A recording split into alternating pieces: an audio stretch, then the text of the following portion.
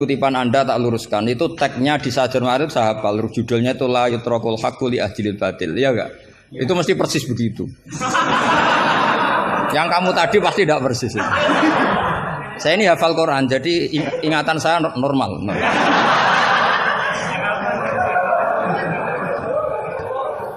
Terus berhalanya namanya apa? Saya ingat kalau berhala yang di Sofa dan Marwah, Isaf dan Nailah. Kamu enggak ingat? Enggak ingat apa dan? Gitu kok jadi guru. Sahabat-sahabat sekalian yang berbahagia, rasanya sulit untuk memperkenalkan siapa beliau. Satu, karena beliau memang sudah terkenal. Saya selalu bersyukur kepada Allah Subhanahu wa taala yang telah menciptakan YouTube, yang memungkinkan orang-orang yang tidak dilirik TV bisa masuk ke sana, sehingga kita bisa mengambil banyak manfaat dan ilmu dari beliau. Ya, beliau sangat terkenal sekali ya kalau di YouTube. Saya lumayan sering mengikuti pengajian dari Kiai. Cuma kalau boleh kritik langsung kritik aja ya Kiai. Jangan terlalu banyak jawanya.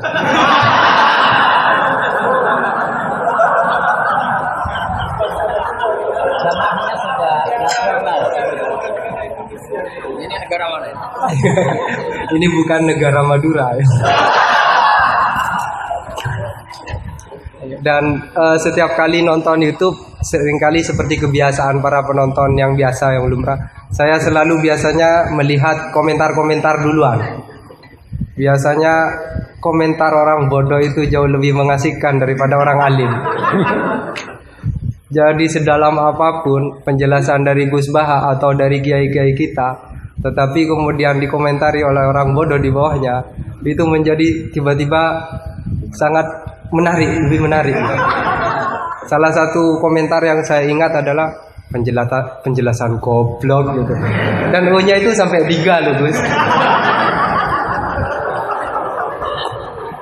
Selepas kasus Gus Wafik, katakanlah kalau itu kasus ya, itu kan langsung dikasih tanda silang. Nah konon berikutnya adalah kiai yang sedang hadir kita ini. Itu sudah siap diincar, akan dikasih silang juga ya. Mudah-mudahan hafizahullah. Tapi semoga Allah selalu menjaga beliau, disehatkan terus, amin. Sehingga kita bisa banyak terus berdiskusi dengan beliau. Jadi tadi di WA itu beliau katanya mau hadir di sini dan saya kebetulan ditunjuk, tolong jadi moderatornya katanya. Temanya apa? Temanya fikih dan tafsir. Saya takut kembali apa tafsir dan fikih. Takut ada bedanya. Tapi ngomong-ngomong, Mahat Ali di sini jurusan fikih dan usul fikih. Tapi bagaimanapun saya persilahkan kepada Gus Baha untuk memilih tema suka-suka.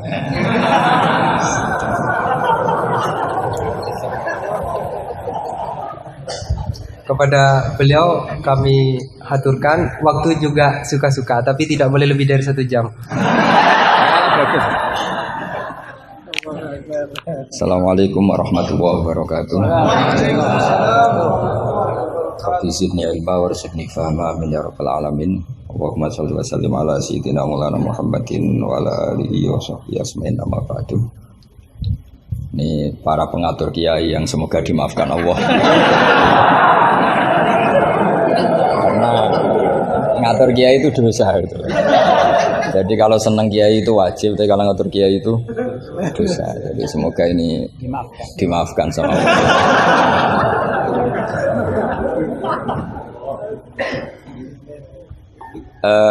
Tentang ini kan jurusannya fikih.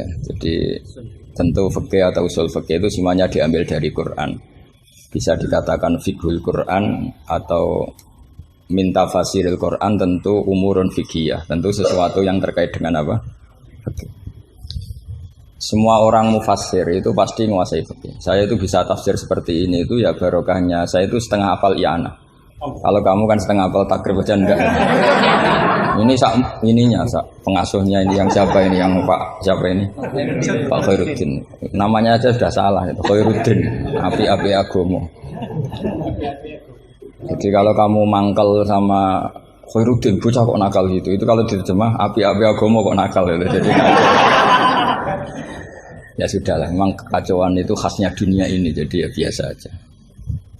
Begini saya beri contoh yang ekstrim ya. Jadi cara memahami Quran atau fikih itu kalau ingin paham serius itu cari sisi ekstrimnya.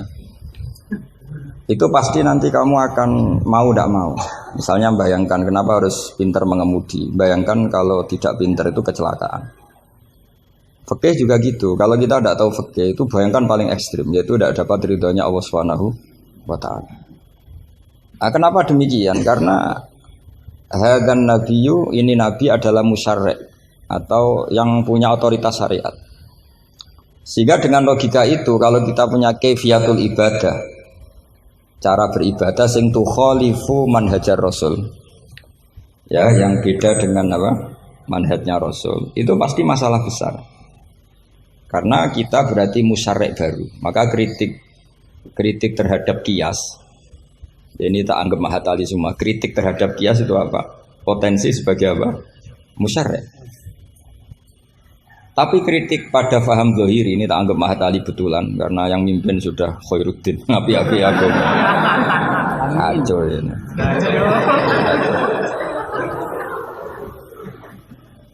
Jadi misalnya begini.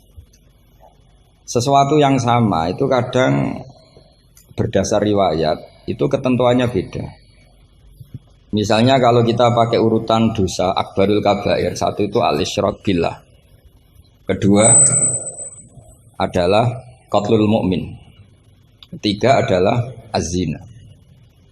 Tapi kadang-kadang untuk mengisbatkan seseorang musyrik atau mengisbatkan seorang itu sebagai qatil, itu saksinya tidak sebanyak zina. Logikanya kan semakin akbar, semakin saksinya lebih banyak. Tapi kadang secara riwayat tidak. Sehingga apa yang dikatakan agama? Menurut ahli hadis, ad-din huwa riwayah. Kalau menurut ahli hadis, agama itu riwayat. Karena kalau kita melogika, takut kita sebagai musyarri', sebagai penentu lain atau rivalitas dari Nabi dalam membuat aturan apa? Syariat. Oposisi ya kira-kira gitu. Sehingga beragama itu harus riwayat. Nah karena beragama harus riwayat itu, saya termasuk orang yang ngapalkan hadis banyak. Saya tuh hafalan saya hadis itu banyak sekali. Bukan karena ingin lulus ma'adali, itu sudah ada ikhlas kalau ingin S1 barang itu. Tapi ya gak apa-apa, gak ikhlas juga gak apa-apa. Semoga dimaafkan Allah. Tapi saya hafal hadis itu bukan niatnya kayak jenengan ingin jadi apa? S1 terus guru TPQ nanti itu ketemu banyak ustazah yang cantik, itu enggak bener itu niat itu. Tapi memang aturannya seperti itu. Saya beri sekian contoh. Kalau agama itu tidak selalu mengikuti logika kita. Saya beri contoh sosial saja yang mungkin ada ini mic-nya kok terlambat kenapa? Ada yang lebih bagus. Ini adalah setelannya. Coba bawa dengan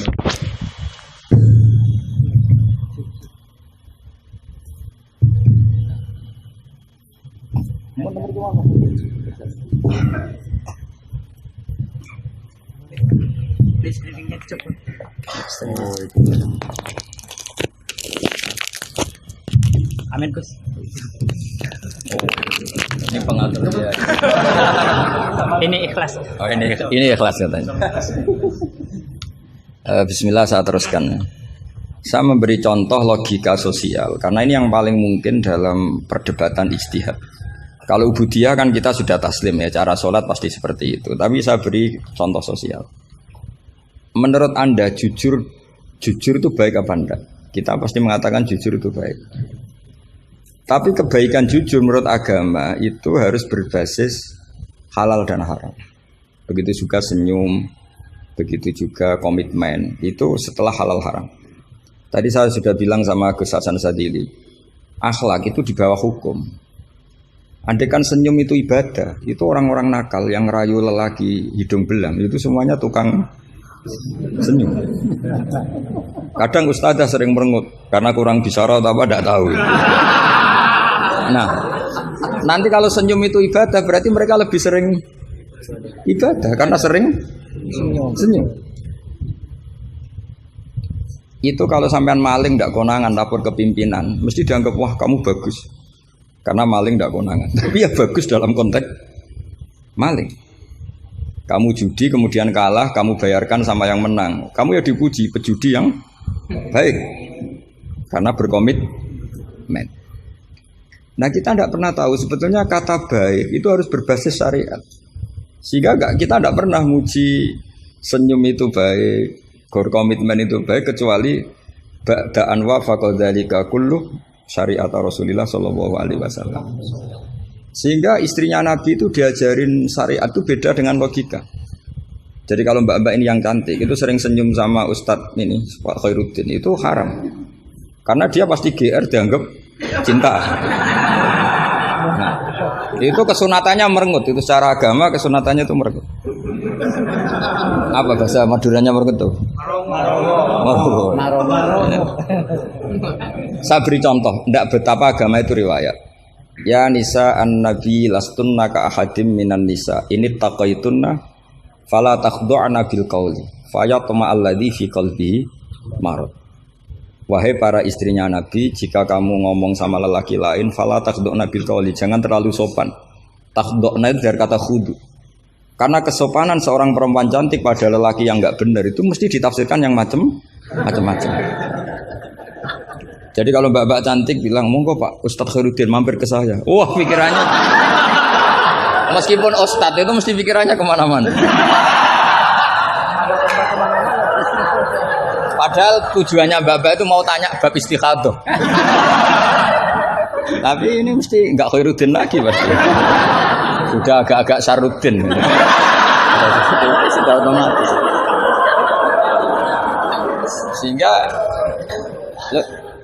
Sehingga aturan Quran jelas. Kebaikan khudu, kebaikan sopan itu harus ada ukurannya. Karena takutnya faya toma alladzi fi qalbihi marad. Orang yang hatinya sakit melihat senyumnya perempuan yang niatnya sopan sekalipun ditafsirnya yang macam-macam. Itu juga fiqhul Quran. Makanya basis kita adalah mengenali fikih itu halal haram dulu secara riwayat. Seorang lagi secara riwayat, jangan secara akal. Kalau selalu pakai akal, mungkin kita naif. Misalnya begini, ayam yang menurut misalnya pakar kesehatan dianggap terindikasi flu burung. Sementara bekecot yang menurut mazhab Syafi'i haram, kemudian malah ditetapkan sebagai makanan bergizi. Andai kan kamu jadi mufti yang mengikuti ilmu ahli gizi atau kedokteran, kamu mengatakan apa coba? Terus kamu sok ahli usul fikih karena Mahatali baru masih seneng-senengnya dalil al-hukmu ya duruma ilatihi wujudan, masih amatiran masih. Wah ini bekecot ini illatul hukmi sudah naf'u ya, memberi manfaat. Yang sementara ayam itu doror karena apa?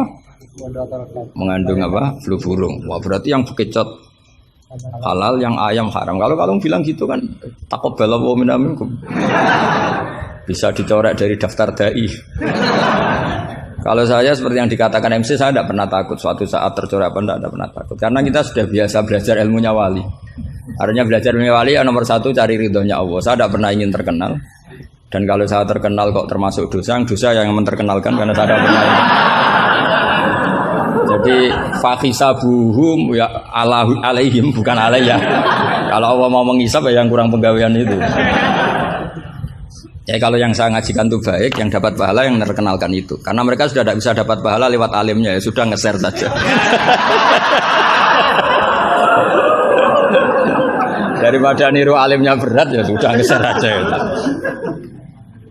Sehingga tadi saya sempat rembukan sama Gus Hasan Sadili. Kenapa Rasulullah itu ngendikan bu istuli utammima makarimul akhlak. Makarimul akhlak itu mutammimah, penyempurna. Tapi setelah basis halal haram. Tanpa itu nggak bisa ada makarimul akhlak. Apa artinya senyum sebagai makarimul akhlak dilakukan fasikoh yang menggoda lelaki. Coba lembaga-lembaga rentenir itu yang cantik-cantik itu tukang senyum enggak? Tapi yang mulang di masjid ngobrai santri jamaah merengut.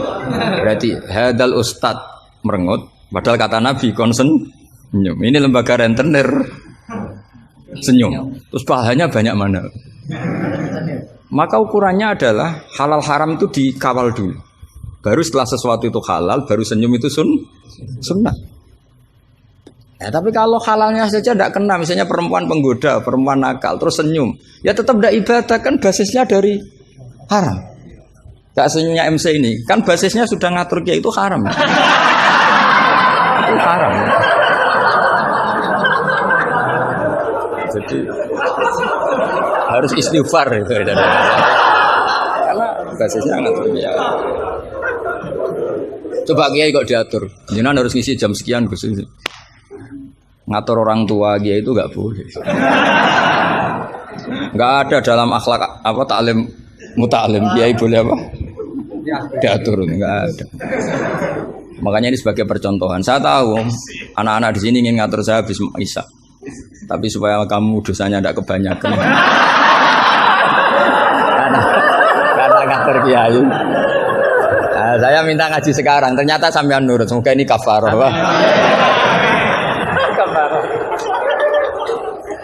Tidak rileks saja karena khasnya ngaji santri itu rileks. Mulai dulu lama kalau ngajar tuh ya rileks. Saya masih ingat jawabannya Mbah Mun.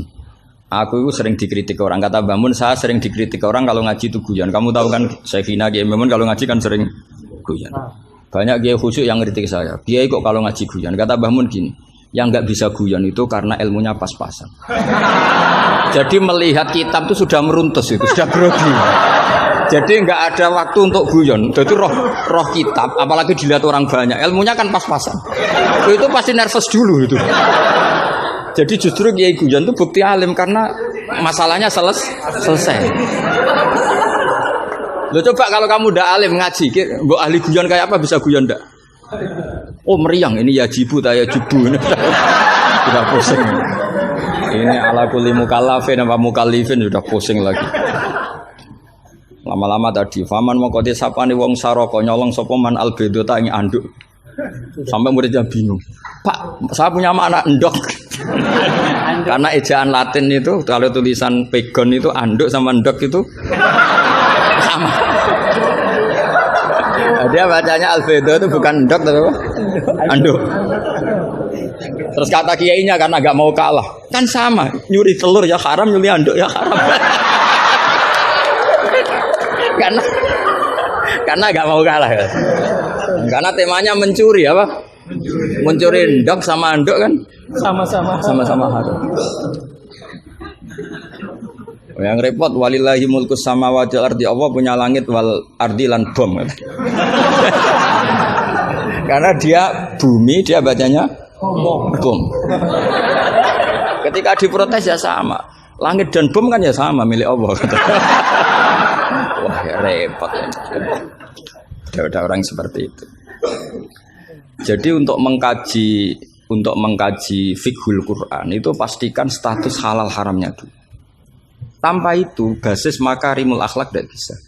Seperti tadi, kesunatan senyum bagi seorang perempuan itu harus berbasis halal pada orang yang halal. Kalau ndak ya tadi fala takhdu'ana bil qauli fayatma alladzi fi qalbihi. Kalau istrinya Nabi saja punya aturan nggak boleh senyum-senyum baik-baik sama lelaki yang nggak jelas-jelas begitu. Apalagi yang nggak istrinya. Itu sudah tak tafsirkan. Dia tadi mbak-mbak yang senyum pada Ustadz Khairuddin mau tanya istikhadah tapi mesti GR-nya ini. Wah, berarti seneng saya. Itu kan parah. Itu fayat ma'alladzi fi qalbihi marad. Kalau marodonya santri paling banter ingin dinikah. Kalau marodonya orang nakal kan lebih dari itu keinginannya itu. Nah makanya ngaji fikih itu harus minimal itu ya mu'in, i'anah itu setengah hafal. Kenapa saya syaratkan setengah hafal? Kata ulama-ulama, belajar ilmu itu gampang. Kata beliau-beliau itu at-ta'ahul lil torfi, ya, belajar sebagian tapi sampai ta'ahul, sampai ahli betul. Semal ihtidak bibagihi. Kemudian dari kamu ahli itu pola-polanya akan kamu ketahui. Karena ilmu itu mesti polanya sama. Ya polanya itu sama. Misalnya begini, hukumnya bohong itu apa? Tidak sama jawab, hukumnya bohong haram. Lah itu termasuk amatir teman. Belajar usul pakainya amatir. Keliru. Kalau kamu jawab bohong itu ada yang wajib, Ada perempuan mau diperkosa sama orang fasik, lari sembunyi di rumah kamu. Terus orang fasik tadi tanya ke kamu, apa ada perempuan ke sini? Kamu wajib bohong, apa wajib jujur? Wajib bohong. Makanya ini salah asuh ini mesti dulunya. Maka kalau dalam analisis usul fikih, al-kitsbu ya'tarihil ahkam al-khamsah. Dalam bohong pun ada ahkam al-khamsah. Dan itu Nabi sudah memberi isyarat. Tidak termasuk bohong orang yang mendamaikan dua kelompok. Ada sekian contoh yang bohong itu tidak dihitung dosa. Makanya hadad din ini butuh riwayat. Kalau menurut logika bohong itu haram. Tapi misalnya ada seseorang fasikoh, misalnya lonte nakal, janjian sama hidung belang. Malam ini tak booking, kamu tak bayar. Itu wajib nepati apa wajib ingkar itu, Pak? Kalau kamu bilang nepati janji itu wajib, berarti ini wajib. Maka saya bilang tadi, saya bukan sama Gus Sadeli, coba ajarkan bahwa baiknya nepati janji, baiknya senyum itu harus berbasis halal dulu. Kalau senyum yang melakukan perayu fasiko, ya jadinya haram. Nepati janji yang melakukan fasiko, ya jadinya haram karena janjian untuk melakukan perzinaan misalnya. Nah ini kamu harusnya fikihnya Mahatali harus seperti itu. Jangan nurut Pak Khairuddin ini amatir. Masalah. Masa kenal saya baru ini sudah ngatur. Ini harus sepakat yang ngatur kiai itu dosa. Wong guru saya aja jarang ngatur saya kok orang lain ngatur. Itu Mbah Mun kalau nimbali saya mesti bahak takoki nak pas nganggur kontrine. Ini ndak ngundang tanggalnya, jamnya diatur. Semoga Allah mengampuni.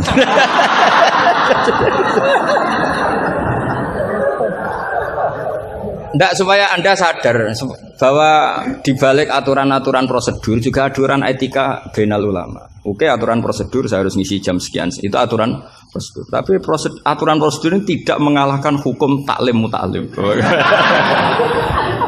Makanya semoga ngerubah jadwal ini bagian dari kafaroh ya. Amin. Saya teruskan ya. Jadi fikih itu harus Anda itu harus setengah hafal.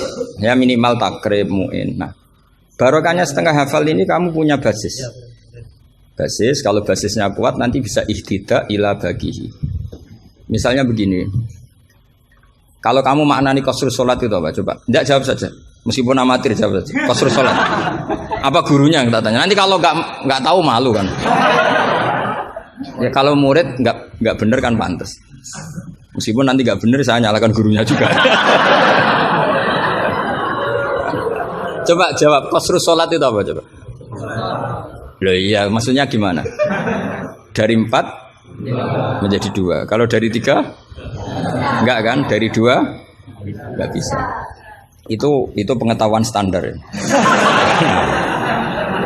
Pengetahuan standar. Amatir masalah. Tapi cukup lah. Cukup untuk ngelamar anak Pak Kaji itu sudah.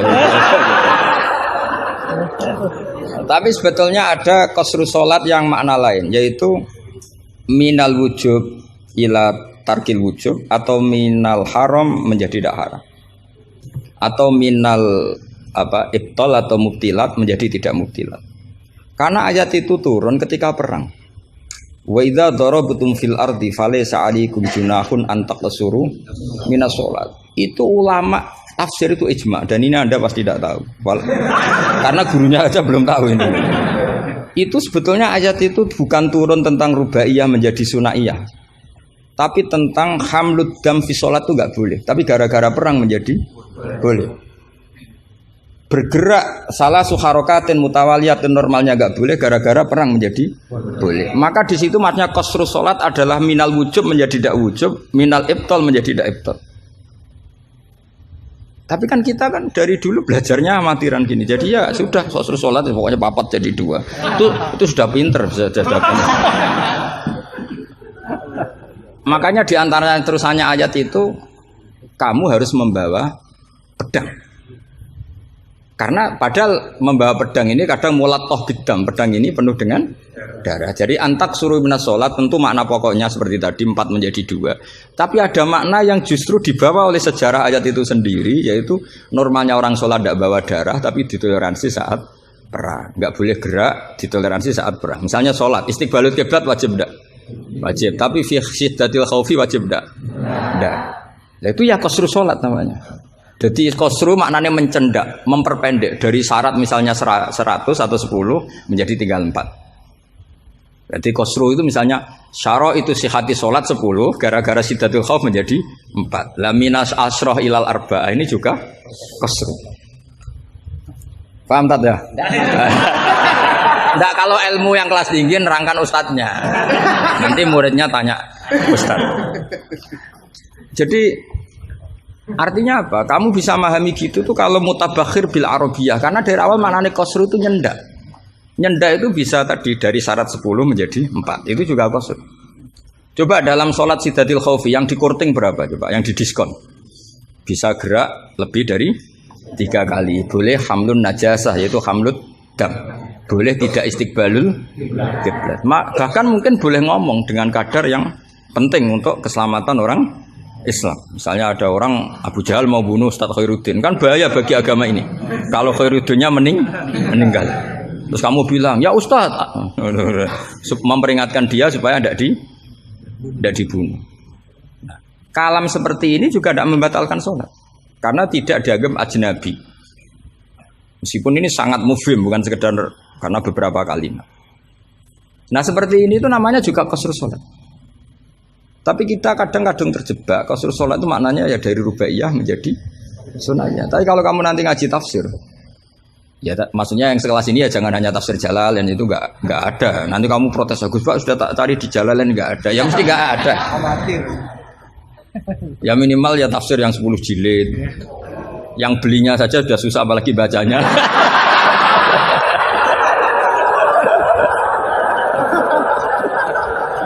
Ya kan, yang belinya aja sudah susah apalagi bacanya. Tapi kan sekarang ada. Nah, kalau pakai Maktabah Syamilah itu kitab bakhil itu namanya. Orang kok gak mau modal itu.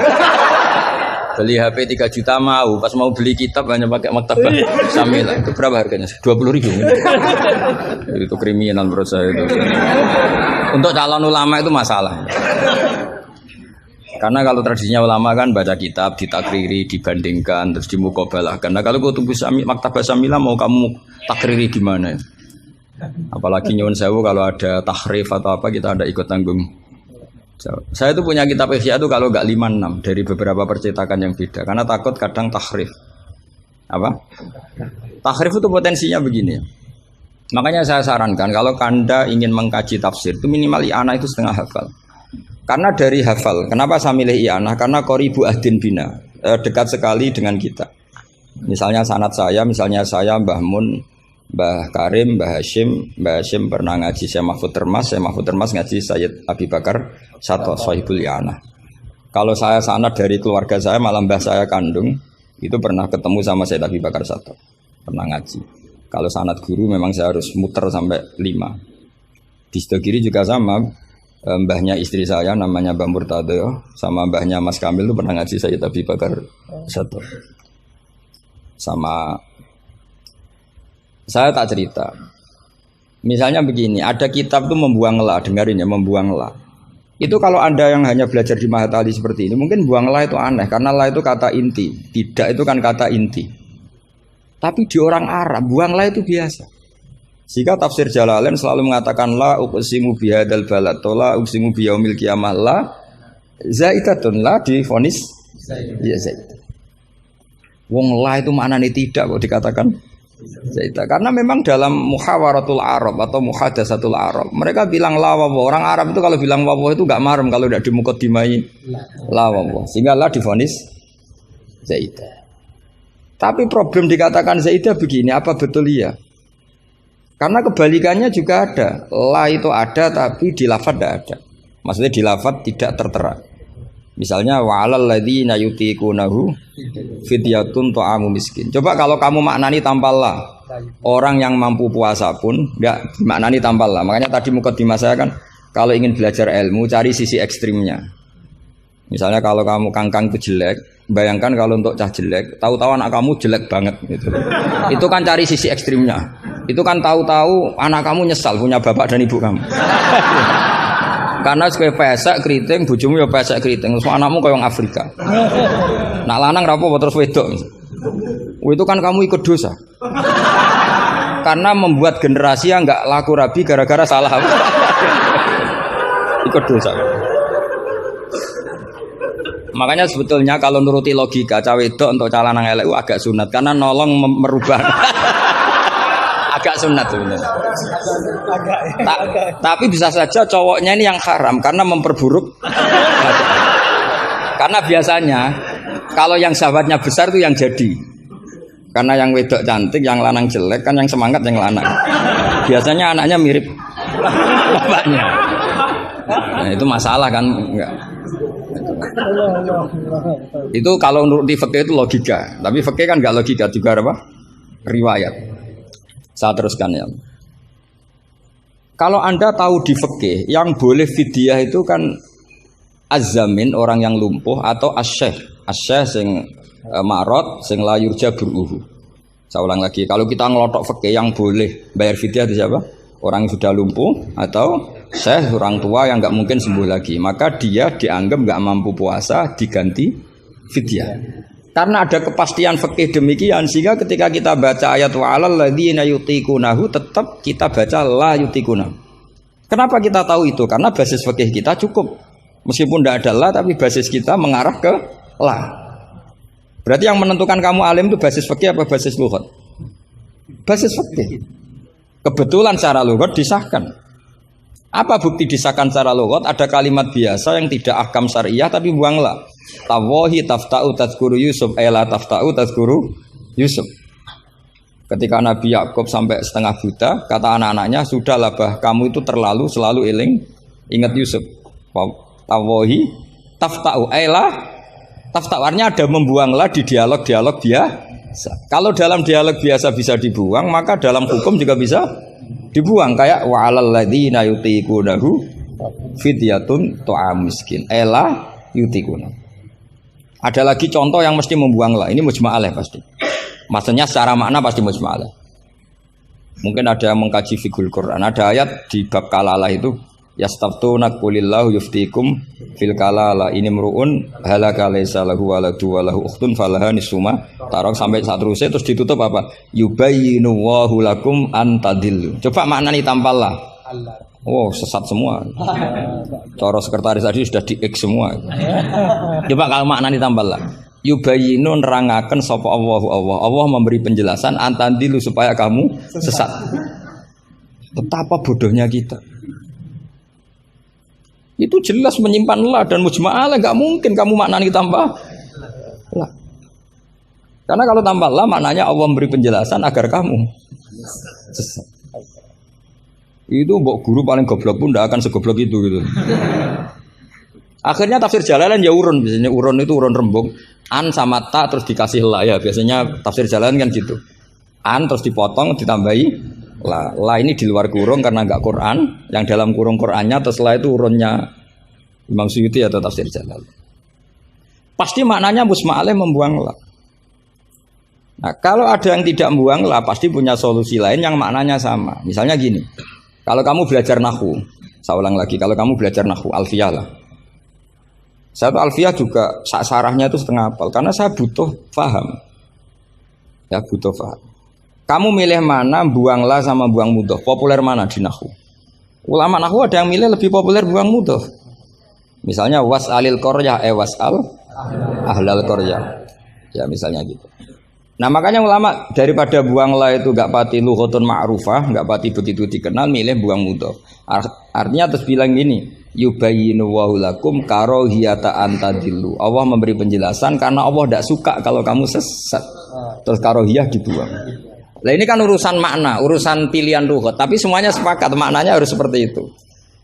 Tapi ada yang milih buang la, ada yang milih buang mudhof. Lah kira-kira secara rasa nahwu kamu milih mana coba? Wong kowe ram lagi saiki kok milih. Tapi tetap kita tahu, nggak mungkin yang dimaksud Allah memberi penjelasan agar kamu sesat. Kalau menurut saya pribadi suka buang mudhof karena lebih familiar. Memang buang mudhof di bahasa Arab itu familiar. Bukti paling gampang itu di bab taukid. Di bab taukid kalau kamu ngaji nahwu bab taukid. Ja'a zaidun nafsuhu apa? Ja'a zaidun nafsuhu atau ja'a zaidun ainuhu. Itu semua ahli nahwu mesti bilang begini. yang ahli loh ya, ndak sampean yang ahli nahwu. Pasti bilang begini. Taukid itu dipentingkan untuk memastikan hadal kalam la yahtamilu mudhofan. Bahwa kalam ini tidak terjadi pembuangan mudhof. Karena kalau dalam bahasa Arab ja'a zaitun bisa saja ja'a gulamu zaidin atau katibu zaidin atau tilmizu zaidin. Sampai butuh taukid itu saking seringnya di bahasa Arab itu ada buang mudhof. Sehingga orang Arab kalau ingin memastikan zaid sendiri yang datang harus ngomong ja'a zaitun nafsuhu. Karena kalau zaitun saja bisa artinya katibu zaidin atau gulamu zaidin. Berarti buang mudhof populer enggak? Populer sekali sampai ada bab taukid untuk menghilangkan kemungkinan itu saking seringnya apa? Saking sering. Itu kalau kangkang sedang gaya itu kan wah rabi keluarga Ki Asad. Baru tanya keluarga yang mana? Ponakannya apa cucunya? Enggak candalem gitu. Karena gue gaya-gayanan kan harus ngomong seperti itu. Gitu. Nah, sehingga dalam level ekstrim ilmu kalam atau ilmu tauhid, saya ulang lagi, saya mukadimahnya tetap sama ya. Cari sisi ekstrim dalam mengkaji satu ilmu, ya. Cari sisi ekstrim. Misalnya kalau kita tidak membuang mudhof, kamu bisa nggak maknani ini secara ilmu kalam atau ilmu tauhid. Wajah Rabbu kawal malaku soffan. Coba maknani tanpa membuang mudhof. Kaya Allah kaya dirijen. Wajah alan teko sapa buka pangeran sira wal malaikatu lan wal malaku lan malaikat oleh teko sofan hale baris-baris. Jadi sok kiamat itu Allah berbaris. Kriminal enggak kalau dalam ilmu tauhid seperti itu? Kriminal kan karena di sini ada tasbihu wa bil khalqi, menyerupakan Allah dengan makhluk. Atau ayat yang lebih ekstrim lagi. Hal yang zuruna illa satruse illa ayatiyahumu wa fi dzulalim minal ghamam. Allah datang di segumpalan awan. Coba kalau maknani tanpa buang mudhof. Berarti kan ada takayuf. Ada takayuf membayangkan Allah itu kayak makhluk. Jadi bayangkan kiamat Allah baris di depan sebagai pimpinan garis, terus malaikat di wong ayat terus dalile qala ta'ala wa ja'a rabbuka wal malaku. Iku salah maknane tak goblok wonge kan gitu mesti orang itu. Sehingga mau tidak mau kita takwil. Rabbuka di sini rasulu rabbik. Sama lihat di tafsir ahli sunnah wal jamaah. Rabbuka rasulu rabbik atau amru rabbik. Saat itu datang perintah Tuhanmu yang mengharuskan para malaikat berbaris. Bukan Rabbuka dengan arti zat. Karena Allah sebagai zat la yahullu fi makanin. Allah wajib mukhalafatul lihawadis. Nah, kalau Mahat Ali mau mengkaji fikih itu juga harus mengkaji lughat. Saya itu mengkaji kitab usul fikih banyak, Lubul Usul, Jamul Jawami. Itu di separuh akhir pasti tentang lau itu kayak apa, inna kayak apa, ka'anna, ya Mbak. Nah orang kebangetan berarti khatam aja. Karena nggak bisa kita mengkaji usul fikih tanpa tahu aturan-aturan lughat karena ilmu itu didapatkan dari Quran dan Quran adalah wa innahu latanzilu rabbil alamin nazala bihir ruhul amin ala qalbika litakuna minal munzirin bilisanin arabi mubin. Jadi hadal Quran alisanul arabi. Kamu enggak tahu lughat enggak bisa. Makanya pernah ada khotib amatir, ya tentu khotib ini amatir. Kalau ketemu saya pasti tak PHK atau tak penjara lah. Bukan sekedar tak PHK tapi tak penjara. Itu ada khotib amatir mendalil ketika khutbah. Yaitu dia mungkin saking gobloknya atau khotib pesenan karena nggak tahu lah pokoknya. Atau ya baru habis dimari istri jadi goblok. Karena penyumbang kegoblokan para kiai itu istrinya kan. Itu sudah jelas. Itu kata Pak Said itu. Mbok kiai pinter kaya apa, profesor pinter kaya apa. Ini kalau kata Pak Hasyim Muzadi itu masyhur ya. Ini ada ponaknya ya. Banyak profesor yang menjadi goblok karena apa? Istrinya. Jadi sudah belajar teori macam-macam pas mau ke kampus dibentak istrinya. Itu sudah di kampus blank. Hilang gitu. Kiai juga gitu, ilmu sudah disiapkan mau dibentak sudah tuntas. Itu saya punya cerita dari bapak. Dulu para kiai itu pernah ngaji di dalam di rumah. Bareng kiai itu biasanya kalau pas latihan kiai itu rezekinya kan belum lancar. Karena ya biasalah diuji sama Allah. Dia agak-agak miskin atau ya miskin betul memang. Itu istrinya kan marah-marah. Ya, karena ngajinya di rumah itu sampai istrinya santrinya itu dengar. Yus kono anakmu pakani kitab. Maksudnya itu. Wong wayahe blonjo kok tetep ngaji gitu. Akhirnya terus kiainya bilang, "Wis ngaji ning pondok, ngaji ning pondok." Jadi kiai ngaji di pondok itu karena tragedi itu awal. Itu awal peralihan dari rumah ke pondok. Semenjak itu kayak jadi mujma'ah kalau ngaji di pondok saja. Ya, karena itu tegangannya lebih aman. Jadi kalau ada kiai kok berani ngaji di rumah jam belanja, wah. Kalau habis sisa nggak keren. Karena istri sudah mandi, sudah aman semua. 6:30 pagi. Jadi kalau ada kiai berani ngajar di rumah jam-jam belanja itu tak puji. Apalagi berani di istri kedua, oh tambah hebat. Tambah hebat. Ya. Ada yang berani? Terus nggak ada masalah? Apa ada masalah disembunyikan? Banyak pasti banyak. Saya teruskan. Di sini ada yang hafal Quran santri kamu? Ada. Gurunya hafal nggak? Nah, itu masalah. Bid'ah itu termasuk. Muridnya hafal, gurunya enggak. Si khotib tadi dalil begini. Wala tangkihul musyrikati hatta yu'min. Yaitu tentu nakahah itu hanya muta'addi 5 fulin wahid. Ya saya ulang lagi, nakahah itu muta'addi 5 fulin wahid. Yang binafsihi ya. Yang apa? Binafsihi. Kamu harus belajar nahwu. Saya bisa tafsir seperti ini ya barokahnya saya pernah nakriri alfiyah, saya pernah. Sampai sekarang saya itu masih belajar ilal. Kamu jangan kira saya sampai sekarang itu masih belajar ilal. Karena saya tahu ilmu ini sudah mau mati. Karena yang Mahatali aja tidak mesti bisa, apalagi yang enggak. Padahal maknanya Mahatali itu apa? Kelas tinggi. Buat tinggi bingungnya, buat ilmunya tidak tahu. Al-ali fitahayyur au fil apa tidak tahu.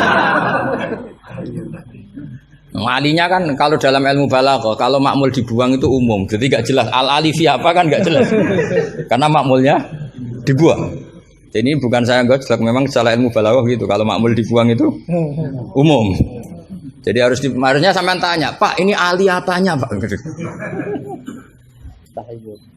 Ali ilmunya apa ali? Karena tadi kadang santri itu nggak berani boyong. Saya pernah punya cerita unik dari Mbah Mun. Kiai itu latihan, jadi kiai itu latihan. Kata Mbah Mun gini, saya itu pernah husnudzon sama santri yang kalau pereinan itu tidak pulang. Itu Mbah Mun anyaran kiai itu dipuji, wong pereinan kok tidak pulang, berarti capek, sergep itu. Tapi Mbah Mun itu betapa kecewanya ketika santri itu dipanggil, "Cung, pereinan kok tidak pulang kenapa?" Nak ning omah kan ngarit, Mbah.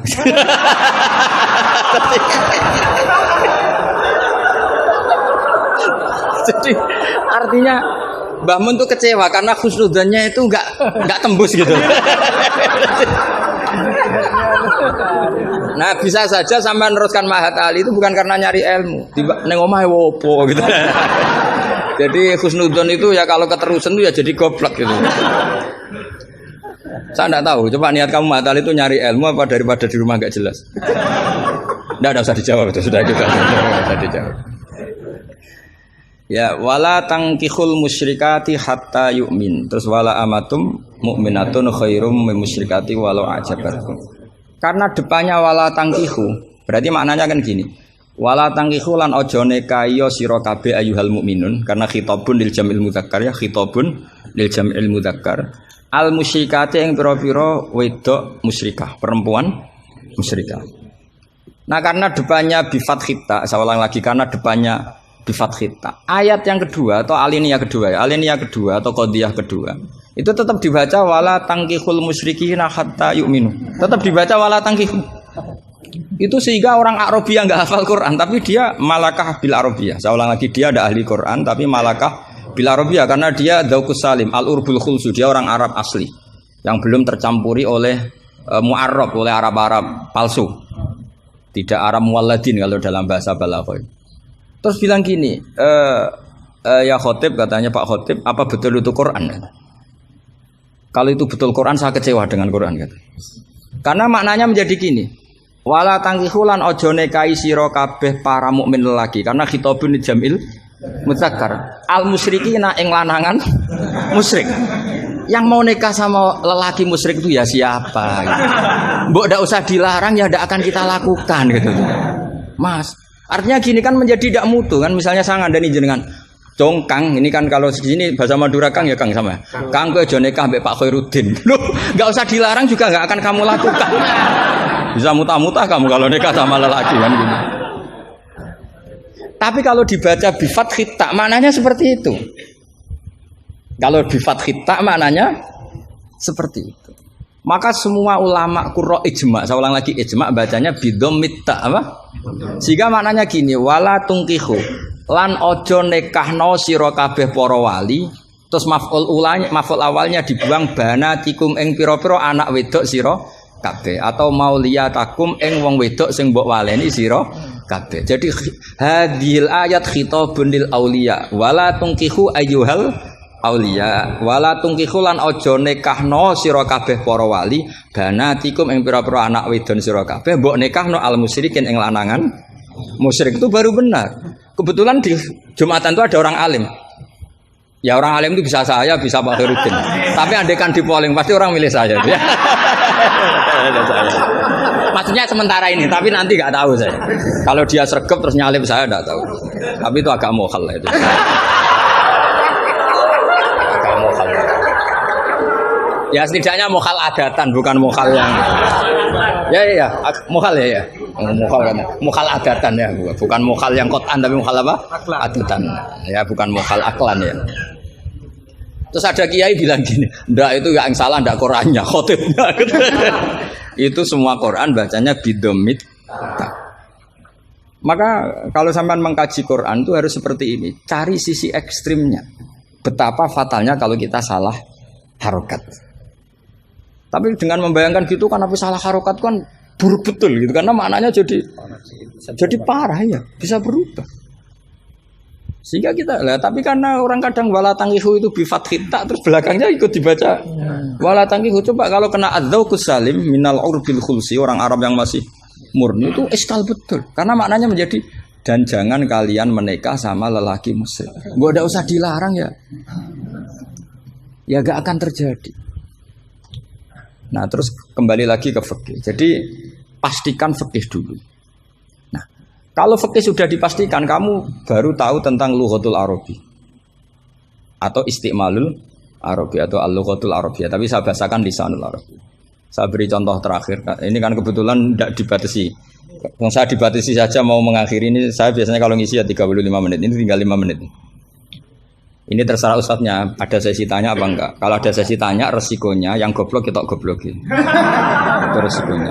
Kedua, gurunya ra tanggung jawab. Nganti takok ngenteni ngundang kiai. Karena gurunya nakalan, gelem dicucuk, gelem dihormati, tapi kalau ada muskil nyewa kiai. Itu minsui adabi itu. Pasti guru yang enggak baik. Dicucup mau, dihormati mau, ketika ditanya udah Gus Pak aja gitu. Itu ndak akhlak yang baik. Itu ndak akhlak yang baik. Lo tanyakan siapa saja, itu akhlak yang nggak baik, pasti seperti itu, ndak akhlak yang baik.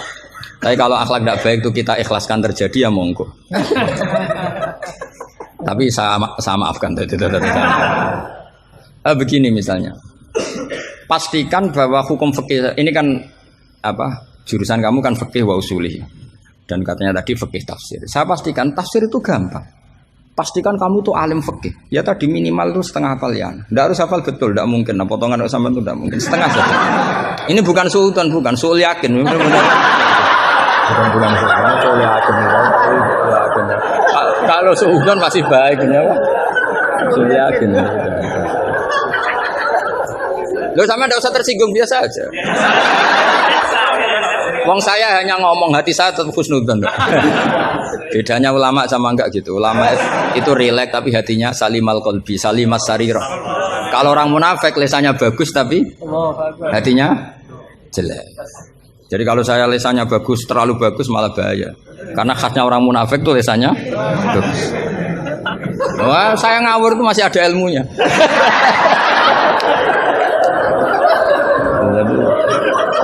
Saya ngawur sama kamu tidak ngawur itu masih benar saya ngawur. Karena ngawur pun ada apa? Ada ilmu.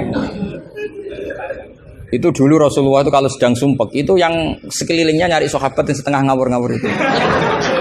Karena Abu Bakar itu terlalu sopan untuk bisa bikin Rasulullah tertawa. Umar ya gitu. Makanya ketika Rasulullah sumpek itu hazin itu kelihatan sumya karena yang dipikir banyak tentu Rasulullah termasuk mikir sampean. Ngelebano swarga sampean yo angel. Karena kuota amalnya ndak cukup.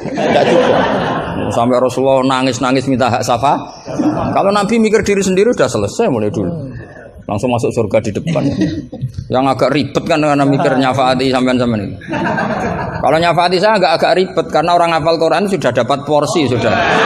Jadi sudah nggak pati ribet. Yang ribet ini coba sampean atas nama apa coba? Kalau Habib Husain kan atas nama cucunya. Kalau Ustadz Khairuddin atas nama ustadznya. Kalau Mbak atas nama kaum lemah. Kalau sampean coba. Coba atas nama apa tuh? Ustadz Afin ya, sudah diikutkan partai lemah aja ya.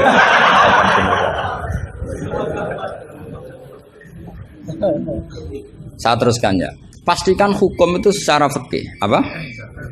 Kalau secara fikih kamu sudah hafal, nanti menakwil Quran, takwil itu bisa maknanya tafsir, bisa maknanya tahmil. Nanti saya jelaskan. Itu pasti gampang. Misalnya begini. Muharramatun nikah itu ada berapa coba? Kan ada 7 yang bin nasab. Ya muharramat itu kan ada 3 sebetulnya. Muharramat bin nasab jumlahnya berapa? 7. Ada muharramat birodok jumlahnya juga 7. Ada muharramat bil musoharoh karena bisanan. Ya karena apa? Terus yang terakhir ada haram min khaisul jam'u tapi tidak min khaisun nikah. Ya haram min khaisul jam'u tapi tidak haram min khaisun nikah. Kayak kamu nikah mbaknya otomatis nggak boleh nikahi adiknya selagi masih sah dengan mbaknya. Makanya nunggu mbaknya mati jadi urutannya. Itu kalau mbaknya mati betul nggak tahu saya itu. Semoga nggak karena apa-apa takdir. Tapi kalau adiknya cantik mbaknya jelek kok mati dulu. Itu kasat reserse bisa nyelidiki itu. Ya itu ya kita pastikan begitu dulu. Ya itu pastikan. Sehingga kamu hafal muharramat bin nasab kalau menurut bahasa Arab itu ada 7. Yaitu siapa? Ummahatukum khurimat alaikum ummahatukum wa banatukum wa akhwatukum wa ammatukum wa kholatukum wa banatul akhi. Jadi kalau orang Arab bilang itu 7. Tapi kalau orang Jawa cukup 4. Apa? 4 karena orang Jawa hanya ngitung ibu, putri, saudara, bule hanya 4. Karena orang Jawa bule dari bapak atau ibu namanya juga bule.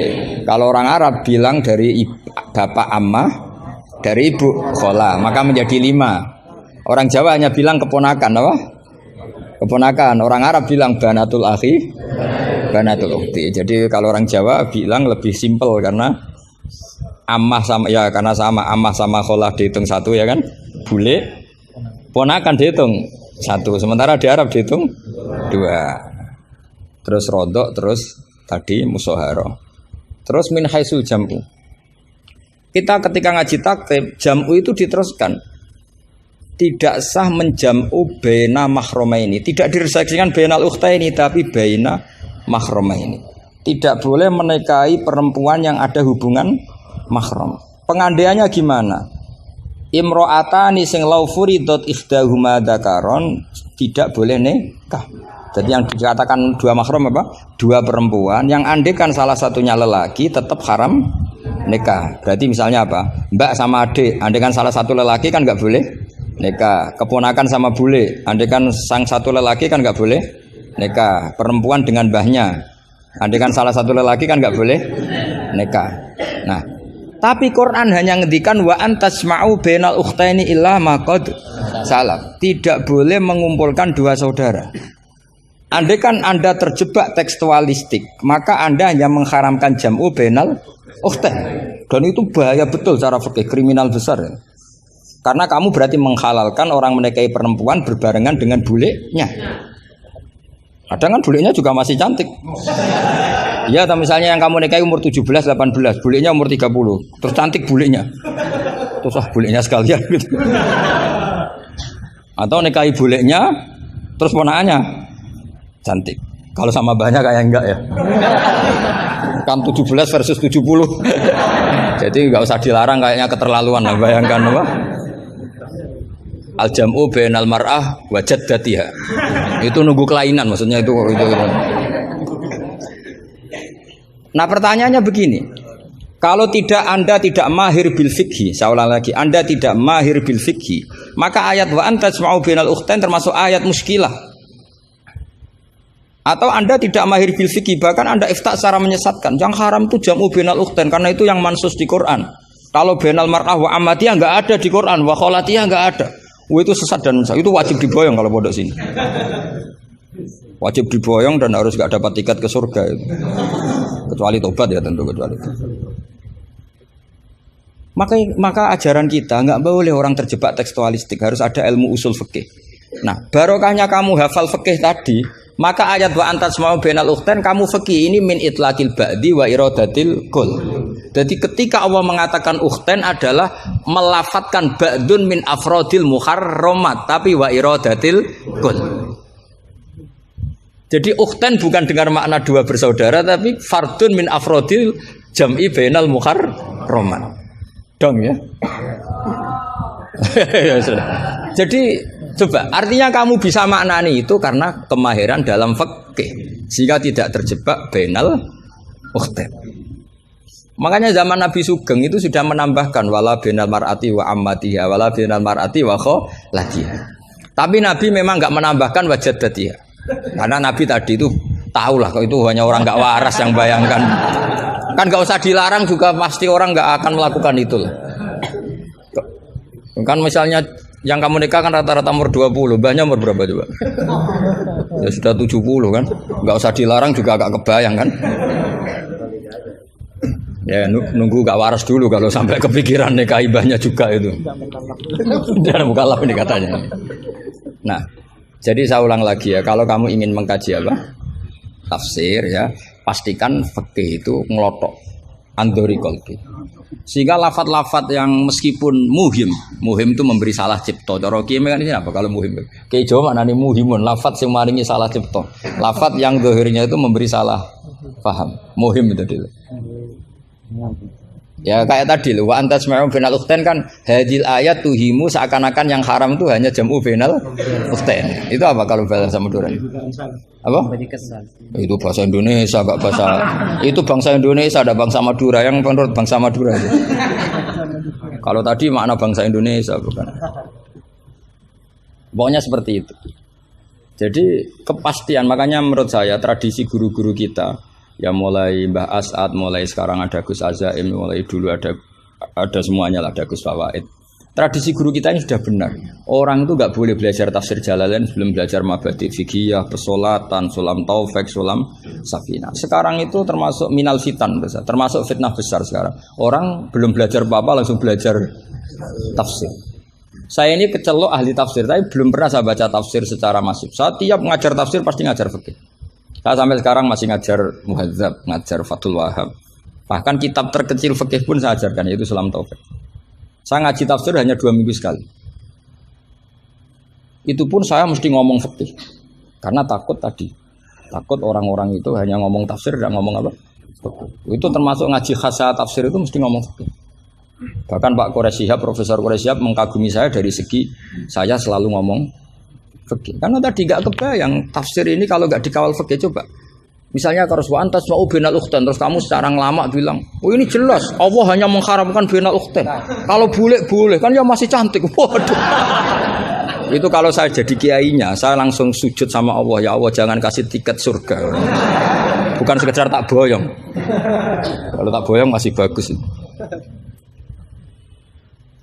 Tapi kalau kita ngelotok fikih, secara fikih sudah angzori kolbin pasti tahu hadil ayat ini cara balaghah min itlaqil ba'di wa iradatil kul. Jadi ketika Allah menyebut bainal ukhtain mewakili makna bainal mahramin.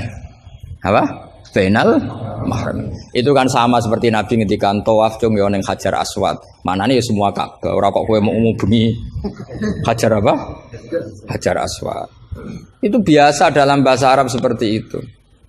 Sama seperti Nabi, orang baik adalah yang memegangi anak yatim, ngelus-ngelus kepala anak yatim. Kayak ngelus-ngelus tok bisa wong akeh. Maksudnya ngelus-ngelus itu bukti tarohum apa? Sayang lah, sayang itu dibuktikan dengan memberi kebutuhannya. Jadi ngelus-ngelus itu ya sambil ngasih 50.000 atau ngelus-ngelus tok ya repot. Iki kiai aneh cah yatim dikumpul kok. Dilus-lus tok karena hadisnya mau masyhur sil yatim. Ya ada seperti itu, maswi wa ibaratun anit tarohum. Wa tarahum ya ummu min ayakuna infaqon aw ghairu infaq. Ya harus seperti itu mau tidak mau. Kan makanya terus di pondok-pondok diajarkan balaghah. Kalau nggak diajarkan balaghah repot. Coba kalau kamu nggak ngaji balaghah, ayat ini makna nih, arah kamu masuk neraka, tak jamin masuk neraka. Nanti tak pesankan imam siapa? Malaikat ya, bagian ngurusin neraka. Tak suruh mendaftar di depan, gitu kan. Coba kamu maknani tanpa balaghah. Yukhadi'una Allaha wa huwa khadi'uhum coba. Yukhadi'una bodoni sapa wong akeh Allah ing apa. Wa huwa lan utai Allah yukhadi'u bodoni mereka ya coba. Wah, tadi mereka menipu Allah apa balas? Kan kacau kan? Seperti itu ulama balaghah sepakat ini mimbabil musyakalah apa? Mimbabil musyakalah karena mereka menipu Allah, maka musyakalahnya dikatakan wa huwa khadi'uhum tapi dengan makna yang berbeda. Jadi maknanya wa huwa Allah khadi'uhum yang membalas tipuan mereka. Padahal kata membalas itu udah ada di situ. Tapi kalau kamu maknani khadi'uhum dan Allah menipu mereka, berarti kamu nyifati Allah sebagai itu kafir berat. Bukan kafir ringan. Nah makanya kalau kamu mau belajar balaghah, cari sesi ekstrimnya. Betapa bahayanya kalau tidak belajar balaghah, maka wa huwa khadi'uhum kamu akan salah makna. Juga begitu juga di wa antasma'u bainal. Jadi kembali ke depan bahwa kita kalau mau mengkaji ilmu itu cari sisi ekstrimnya. Supaya kamu tahu betapa bahayanya kalau tidak menguasai ilmu itu. Pasti apa fasuilu fa'aftu bi ghairi ilmin fadallu wa adallu. Ya sekian, assalamualaikum warahmatullahi wabarakatuh. Semoga saya dimaafkan oleh Gus Baha dan diampuni oleh Allah bahwa saya telah mengatur beliau karena betapapun kata beliau aturan prosedural ya harus tetap di bawah taklimu taklim. Tapi karena saya bukan moderator amatir ya.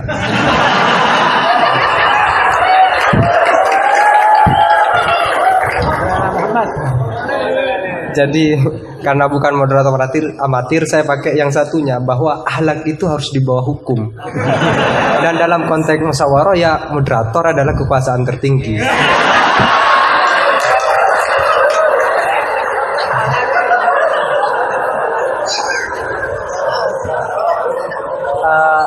Tapi sekedar nambah cerita itu Gus, di Madura ada seorang yang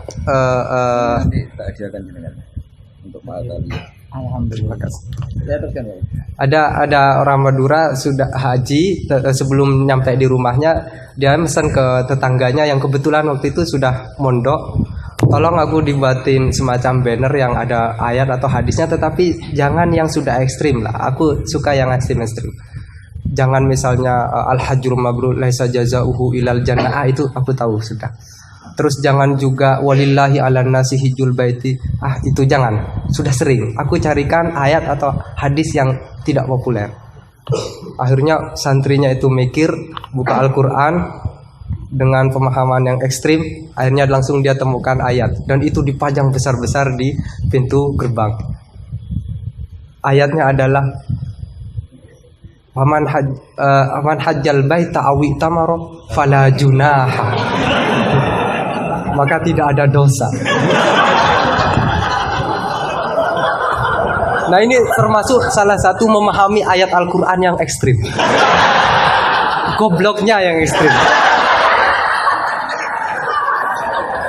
Dibuka dialog.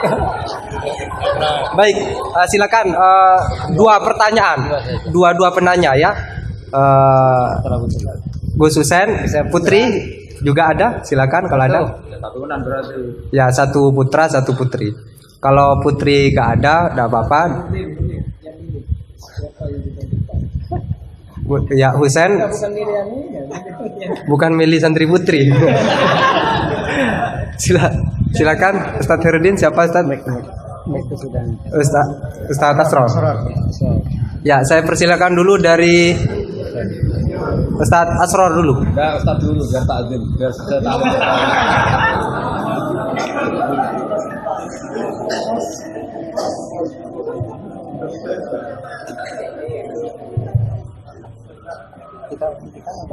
Assalamualaikum warahmatullahi wabarakatuh. Salam lagi dari haji atau Sudah Palembang. Saya termasuk muhibin beliau. Saya sering mengikuti kajian-kajian jenengan di YouTube. Saya pernah dengar begini. Jadi ketika beliau mengutip di Syajaratul Ma'arif, waktu beliau mengisi di Cirebon kalau keliru, kemudian saya langsung cari PDF-nya Syajaratul Ma'arif karena memang selain sulit bacanya, juga sulit bacanya. Tapi insya Allah itu masih mudah dipahami memang Syajaratul Ma'arif. Saya banyak berterima kasih karena waktu di Mahali saya belum tahu kitab Syajaratul Ma'arif karya Izzuddin bin Abdus Salam itu yang dibaca di sini memang Qoyatul Usul. Sehingga ketika pindah ke Syajaratul Ma'arif tidak terlalu sulit seperti memahami Rubul Usul memang. Beliau salah satunya adalah ayat yang dibaca Ustaz Wahid tadi itu, paman hajjal baita wa tamara fala junaha alaihi, itu kemudian disimpulkan bahwa jangan sampai Enggak bahasa Arab saja biar kelihatan halus. Tarkul haqi lillahi batil itu apa? Tapi enggak begitu rasanya. Saya mengutip bahasanya Enggak, saya enggak bahasa. bahasa saya bukan.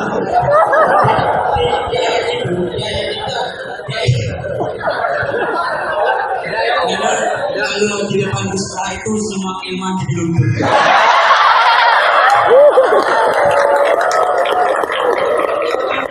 Wahaluddin itu kan kebanggaan agama. Meskipun beliau mengatakan dengan sombong-sombong itu karena sudah jadi dari awal menjadi kebanggaan agama, jadi biasa. Ustaz Wahaluddin ini di kalangan kita Ustaz yang paling top. Tapi ketika Gusta ya lebih alim saya itu biasa saja. Supaya sudah namanya saja Bahaluddin. Di ayat tadi itu wala junah alaikum, dan diceritakan di situ memang dulu ada patung-patung begitu sehingga disimpulkan oleh ulama bahwa tarkul hakli lihat di batin itu tidak apa-apa. Apa namanya? Tak boleh. Jadi tarkul hakli lihat di batin tak boleh. Saya ini jadi penonton. Yang ingin saya tanyakan begini, Gus. Dalam kitab Bajuri yang sering dikaji teman-teman Maharani, isi Al-Quran itu kan cuma 9. Oh. Iya, isi Al-Quran kalau disebutkan kan cuma 9. Mulai dari yang halal, haram, kemudian qisas, kemudian tanzir, tausyir, dan ada 9. Saya lupa itu disihirkan oleh Syekh Al-Bajuri disihirkan. Saya tadi cari lagi. Enggak, aku mau bisa. Tapi itu ada nanti saya di bab head ya, di bab head nanti saya persilahkan ke teman-teman di bab head itu di bajulinya ada siiran tentang isi Al-Quran cuma ada 9. Sehingga bagi beliau kan karena sudah ada halal haram dan begitu, itu ketika ada al-qisah fil Quran dijadikan hukum seperti tadi itu menjadi suatu yang sepertinya kurang. Seperti ini lagi cerita tentang Nabi Ayub. Nabi Ayub itu oleh Allah khud biyadika tentang fadrib bihi wala tahnas. Enggak khud liru itu. Wa khud biyadika tentang fadrib bihi wala tahnas. Ayat ini kalau di Rawaiul Bayan itu menjadi dasar kebolehan hilah. Dalam fikih Quran buang satu huruf enggak boleh. Boleh, Gus. Boleh. Ini enggak iktibas ini karena. Enggak iktibas. Oke. Wala ya'talul fadli minkum ayyutu itu membuang Wala tadi apa? Wala ya'talul fadli minkum wasa'ati ayyutu ulil qurba wal masakin wal Bukan buang itu tatmin. Kalau kamu tadi buang waktu. Motifnya nggak tepat. Beda ya? Beda katanya beda. Jadi saya menjadi tidak ada apa-apanya. Itu Saya lagi dulu pertanyaan saja biar Iya. tidak tambah dibully saya. Saya di sini dibully. Pertanyaan saya begini. Yang pertama, kisah Quran seperti kisah Nabi Ayub tadi. Itu kemudian oleh ulama dijadikan dasar sebagai jawazul hiyal, jadi boleh hilah begitu. Karena Nabi Ayub itu bersumpah untuk memukul istrinya sebanyak 100 kali ketika beliau sudah sembuh. Dan tapi oleh Allah kemudian diperintah wahud biar kita cukup pukul pakai rumput saja sebanyak 100 kalau di Rawahul Bayan. Nah ini kemudian jadi dasar bahwa hilah itu boleh dalam Rawahul Bayan. Ini yang pertama, itu kan isoh kemudian jadi hukum. Padahal isi Al-Quran sudah dibagi-bagi jadi halal, haram, tanzir, tabsyir, disto dan semacamnya itu. Kemudian yang kedua, Banyak betul. Cukup. itu pertanyaan, oh sudah ya. Cukup. Udah di situ aja kok kamu lari tinggal. Saya kalau di sini nggak bisa melihat wajahnya Gus Bang. Saya mau di belakang saja di kursi. Ya, memang harus jauh ya biar tidak terlalu takut. Bunyinya nggak terlalu langsung. Tapi ya kepada penanya kedua, saran saya adalah tolong menggunakan bahasa yang singkat. Terus yang kedua juga jangan takut dengan kata-kata intimidasi dari Gus Baha ya. Karena menurut Dale Carnegie itu narasumber yang baik adalah yang mengintimidasi audiennya. Itu adalah salah satu ciri narasumber yang baik. Dale Carnegie mengatakan begitu. Husnuzon saya beliau mungkin baca Dale Carnegie. Tapi kalau beliau tahu Dale Carnegie ya.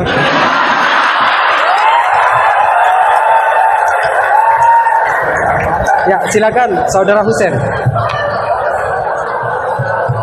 Singkat padat.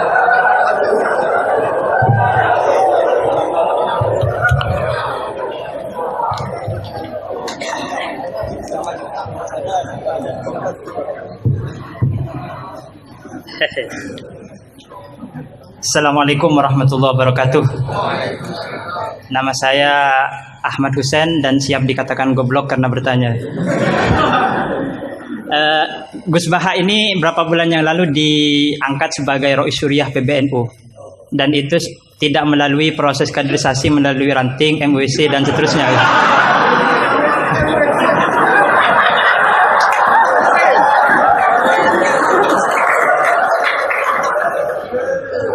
Padahal Ustadz Khairuddin ini di sini paling alim, tapi beliau masih jadi MWC gitu.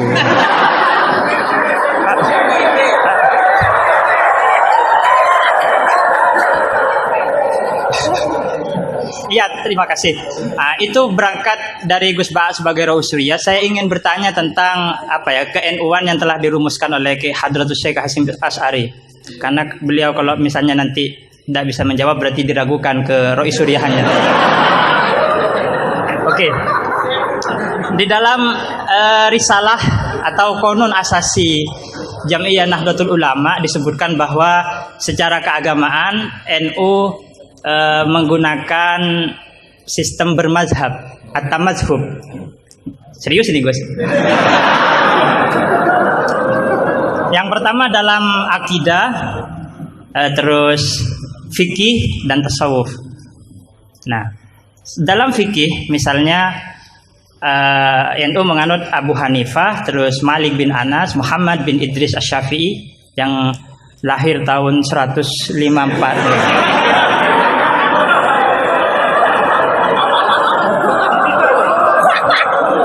Wafatnya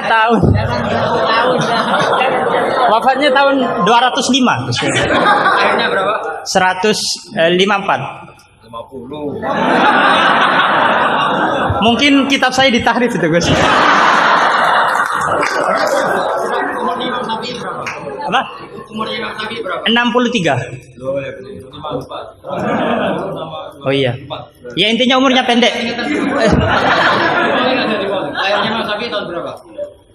50, pokok 50 lah. 140 Iya, 204. Kalau Al-Ghazali wafat 505.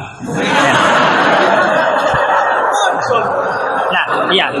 Ya pertanyaannya gini Gus, pertanyaannya gini bahwa sistem bermadhab NU itu yang pertama adalah Al-Quran, As-Sunnah, Ijma' dan Qiyas. Sementara dalam aspek lain NU menganut mazhab Abu Hanifah Malik bin Anas, yang mana salah satu masadirul ahkamnya adalah misalnya Abu Hanifah menggunakan istihsan, Imam Malik menggunakan amalu ahlil Madinah. Nah, ini seperti ada kontradiksi atau kontradiksi interminus istilahnya itu. Di satu sisi pakai kias, tapi di sisi yang lain kok menerima istihsan gitu, menerima amalu ahlul Madinah. Padahal dalam sistem beragama NU itu landasan keagamaannya adalah Al-Quran, As-Sunnah, Ijma' dan kias. Tapi di dalam ruang lingkup yang lebih dalam bermazhab Abu Hanifah, itu Abu Hanifah menggunakan istihsan. Ini perlu ditambah rumusan Ahlus Sunnah wal Jamaah, atau saya yang salah memahami gitu. Jadi yang dimaksud kias di situ apa, Gus? Gitu. Kalau misalnya kias hamlu maklumin ala maklumin sebagaimana dalam Ghoyah halaman berapa ini? Terima kasih. Jadi yang dimaksud kias dalam rumusan Ahlus Sunnah wal Jamaah itu gimana? Karena masih ada istihsan gitu kan, ada kontradiksi gitu. Kok kias diterima, istihsan juga diterima gitu. Terima kasih. Semoga Gus paham ya. Ini semoga yang nular itu bukan hanya GR-nya ya, tapi juga ilmunya beliau semoga nular. Amin. Saya persilahkan kepada Kiai. Enggak dijawab, gurunya aja cukup. Ini sama Abdul Wahid. yang ini. Husain. Tapi enggak cucunya Nabi yang Husain.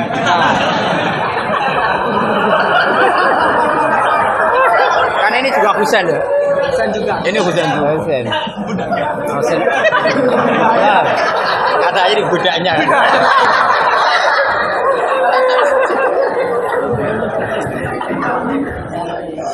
Ini yang jelas ini hari ini benar-benar kacau.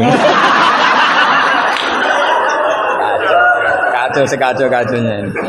Ustadznya bingung, santrinya sudah bingung, sombong lagi.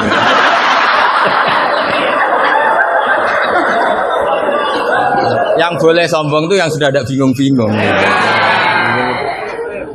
Tapi agak apa-apa, saya maafkan ya. Memang itu satu-satunya cara dia untuk menang gitu.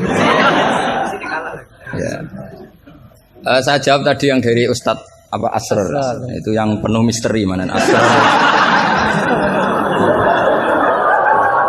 Asrar itu maknanya kan banyak rahasia. Itu terjemahan bebasnya penuh misteri. Nggak tahu punya misteri apa tadi. Tadi tanya gimana yang tentang khilah sama apa? Sama nanya ulang. Coba ulang. Apa? Begini ya, kitab Sajaratul Ma'arif tadi kutipan Anda tak luruskan, itu tagnya di Sajaratul Ma'arif saya hafal, judulnya itu la yutrakul haqqu li ahdil batil, ya enggak? Itu mesti persis begitu. Yang kamu tadi pasti tidak persis itu. Saya ini hafal Quran, jadi ingatan saya normal.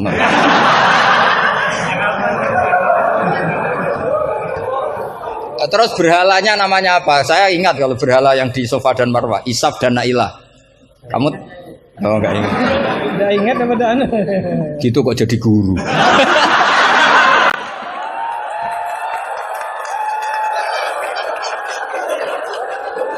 Bisa. Jadi maksudnya itu mungkin jadi gurunya sah karena muridnya lebih bodoh. Tapi yang nggak sah itu gini loh. Wong kelas gitu kok melawan saya itu loh.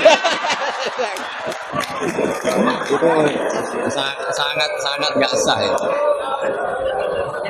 Jadi ibaratkan saya ini sudah tisen dilawan Elias Pikal, bisa mati. Bisa mati. Begini ya, saya ini belajar itu banyak. Selain belajar banyak, saya itu punya hafalan banyak. Jadi penting ya, hafalan itu penting karena itu kias atau tadi misalnya cerita itu bahasa Arabnya kisah. Tapi asalik anil kisah ilal iktibar itu adalah maslaku ahlil akhyar. Itu masyhur itu dawuh ulama. Jadi dari cerita kemudian diiktibar itu maslakul akhyar, manhajnya orang-orang pilihan. Sehingga cerita ini sebetulnya idzoh atau mau idzoh atau kisah ini menjadi iktibar. Dan iktibar masuk yang di antara yang 9 itu. Misalnya begini, sampean guyon di sini. Itu kalau bapak saya masih sugeng, sampean guyon gini dibiarin. Bapak itu pernah sama saya mau manggil santri, kemudian di kangkang itu baru guyon, itu bapak balik. Kembali ke dalam nggak jadi manggil, padahal mau manggil karena ada tamu disuruh melayani tamu. Kata bapak gini, Pak kenapa kembali? Santri itu fakir rada duit. Kok iso guyon itu barang mewah. Maka mengganggu itu haram katanya. Wong fakir ngono kok iso seneng itu luar ya. Mengganggu kesenangan orang fakir adalah Makanya kalau sampean GR mengalahkan saya monggo mawon. Karena itu satu-satunya cara sampean untuk merasa apa? Menang. Saya tidak usah merasa menang, sudah pasti menang. Merasa tidak merasa sudah menang. Ya coba polling saja. Gus Ba sama Ustaz Asror alim mana? Saya tidak usah jawab.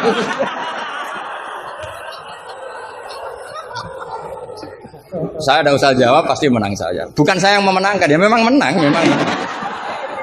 Buktinya gampang kan? Sampean ngundang saya apa ngundang Ustaz Asror?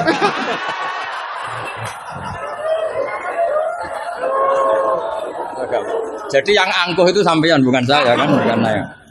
Jadi iktibar itu maslaku ahli akhyar. Termasuk yang saya kagum dari kitab Sajaratul Ma'arif adalah ketika malam itu ada rapat, dengerin ya, malam itu ada rapat bahwa besok Musa harus ditangkap.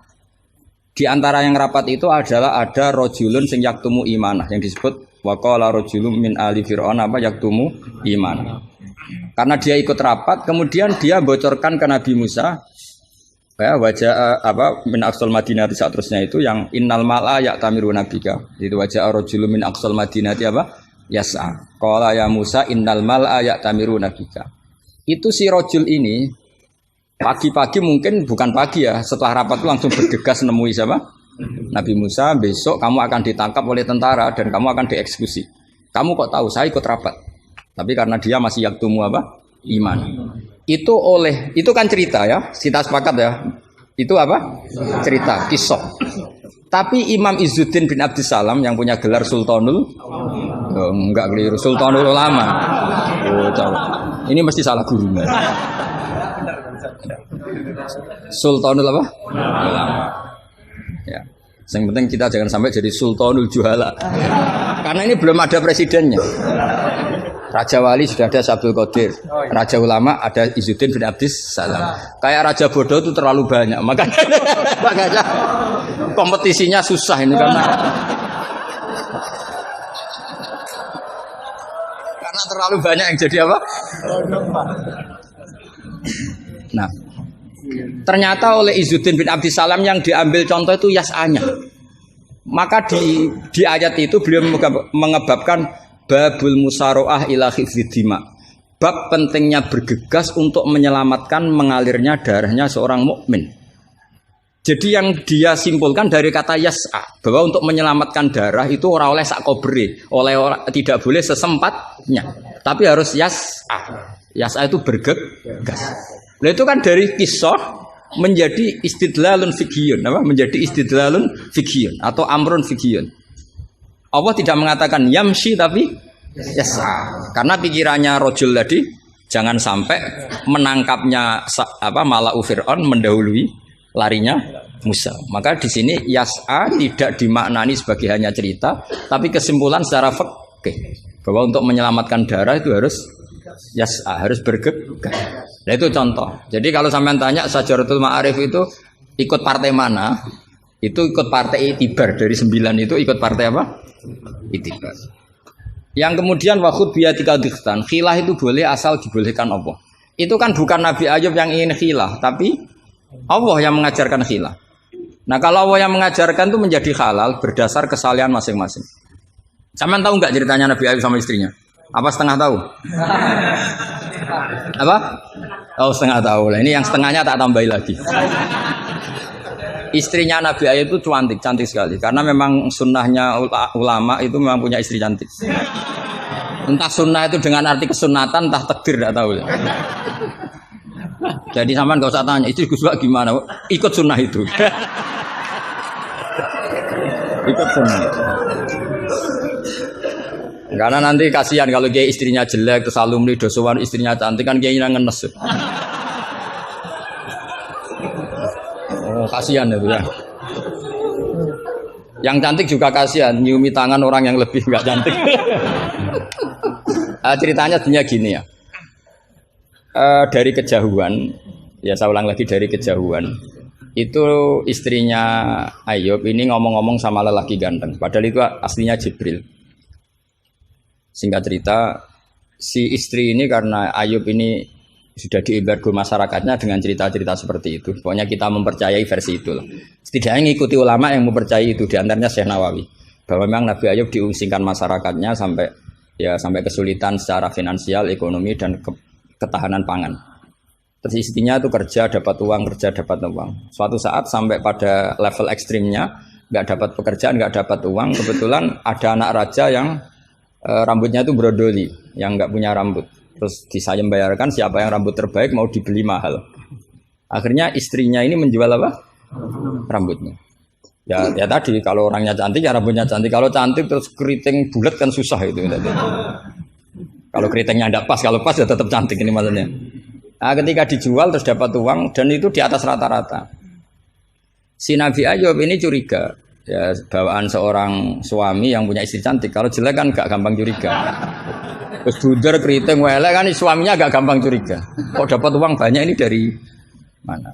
Singkat cerita dengan tanda kutip kesalahpahaman ini menjadikan beliau agak latah bersumpah la adriban naki mi'ata sautin, kamu akan saya pukul mi'ata sautin. Akhirnya Allah ini kan yang Ayub ya orang soleh, cemburu itu sah karena seorang lelaki, seorang suami. Pilihan-pilihan istrinya juga sah. Allah tidak ingin orang solihah seperti istrinya Ayub dapat hukuman yang tidak semestinya. Tapi Allah juga gak ingin hamba yang soleh Ayub ini melanggar sumpahnya. Jadi Allah sendiri yang coro gampangannya memikirkan cara keluar dari sumpah itu. Paham ya? Dan istrinya tidak tersakiti oleh 100 cambuan. Ya 100. Akhirnya Allah bilang gini, ya sudah, kamu pakai lidi 100 saja, cambukkan sekali, anggap saja sudah 100. Itu disebut wahud biadika dikham fadrib bihi wala tahnas. Jadi kata 100 tetap 100, tapi si solihah tadi nggak perlu kesakitan dengan 100 pukulan. Tapi ini yang milih biar Allah, tidak kamu. Kalau kamu yang ngelah pasti kriminal. Jadi ayat itu jelas, wahud itu khitabun minallah li Ayub, bukan Ayub yang mengkhilah. Makanya ada ayat wa makaru wa makarallah wa huwa khairul makirin.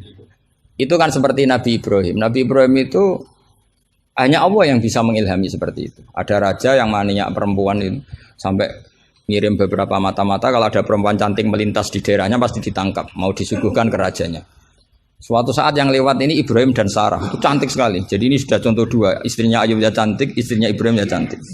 Karena yang cantik sudah jadi istrinya para nabi, mungkin kamu ini yang nggak tahu saya kebagian apa enggak itu. Kalaupun cantik pasti nggak setingkat siapa? Sarah. Sarah itu cantik sekali. Singkat cerita ditangkap. Kemudian Sarah ini mau diperistri oleh raja. Ketika Ibrahim tanya, perempuan ini hubungannya dengan kamu apa?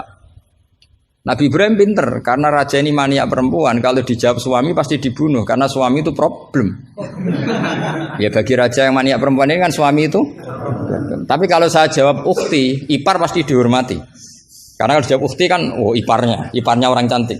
Kayak Kangkang yang punya adik cantik pasti dihormati ustadznya. Wah itu pasti. Sampean goblok lah, punya adik cantik terus ustadz kamu tahu, itu aman tak jamin. Karena ustadz potongan gini tuh pasti dah ikhlas, tak jamin. Imannya pasti guncang itu. Kamu punya adik cantik terus tidak mukhafadzah, sudah ada dikasih ustadznya ya sudah Pak, tidak jadi ipar. Oh, udah lulus aja.